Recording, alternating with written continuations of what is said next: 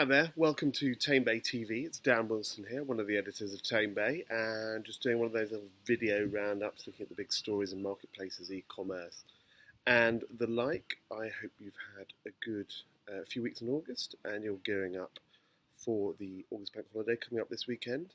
What's the big news? I suppose really the timing of it being August is important, because we've had one of those sort of curious stories, and I'm still thinking about it quite a lot, and I'd love to know what you think.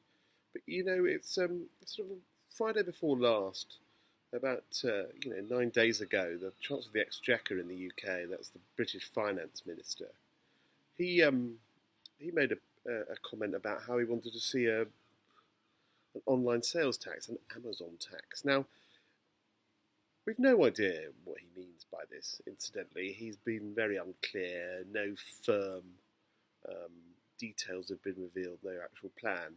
So, on one level, what I wasn't clear about was whether we were talking about an online sales tax. So, rather like in Australia with the GST, the goods and services tax there, that you'd actually have an additional tax for something bought online, or in that case, imported. Or whether we were talking whether we're actually talking about an actual tax on Amazon and multinationals, because we know that there's a big sort of movement against the likes of Google, Apple, Amazon, that lot, that people, because of the way they're structured in a corporate manner, people think that they're not paying their fair share of tax. And there's no suggestion, incidentally, that any of them is breaking the law. But arguably the law is broken. So anyway, Hammond's come out and said, oh, we want this Amazon tax. And we're not clear on it. If it is an additional tax on online sales to save the high street, that's going to impact an awful lot of small businesses. And don't forget that Amazon is a retailer. Amazon does sell its own stuff, but we know that more than half of stuff for sale on Amazon is sold by small businesses, by merchants, by third party 3P sellers. So it's a bit of a mystery. And I mean, on one level, we suspect there's nothing to it. It's just an August silly season story. But equally, it's a worry.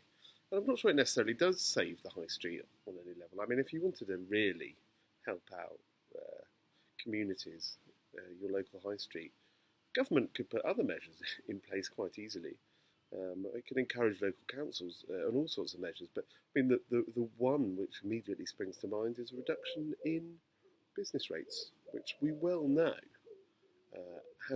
is a problem for small businesses.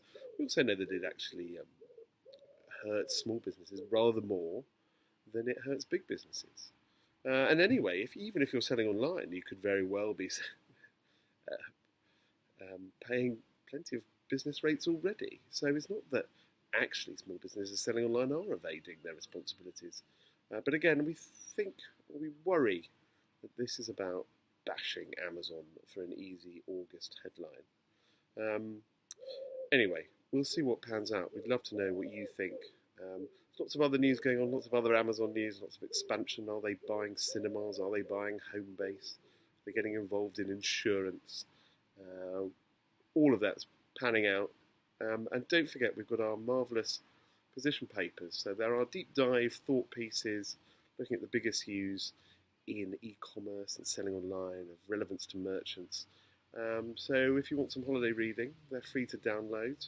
You can read them online, or you can download a PDF or the like. The latest one, I think last week, was on delivery. We've got one on warehouse management coming out this week, and they've covered all sorts of things: payments, marketplaces, international trading. So if you want some reading this bank holiday weekend, our position papers. But anyway, thanks for watching Tamebay TV, and have a great weekend.